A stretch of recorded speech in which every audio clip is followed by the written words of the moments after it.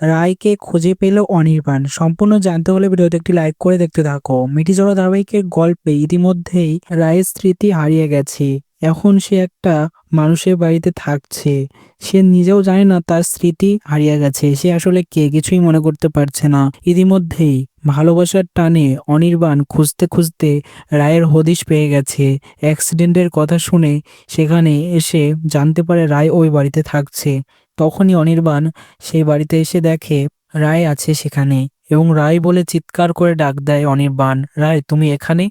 তখন রায় বলে, কে আপনি? আপনি আমাকে রায় বলে কিবা কেন ডাকছেন? আপনাকে তো আমি চিনি না। তখন অনির্বাণ অবাক হয়ে যায়, রায় তুমি আমাকে চিনতে পারছো না? কি হলো রায়ের? রায়ের স্মৃতি হারিয়ে গেছে? এরপর অনির্বাণ তাদেরকে বুঝিয়ে বলে সে তার হাজবেন্ড এবং রায়কে সে নিয়ে যেতে চায়। তো কি মনে হয় বন্ধুরা, রায়ের স্মৃতি কি ফিরে আসবে এবার? অনির্বাণ কি পারবে সেটা? কমেন্টসে জানিয়ে এখনই সাবস্ক্রাইব করে নাও। ধন্যবাদ সবাইকে।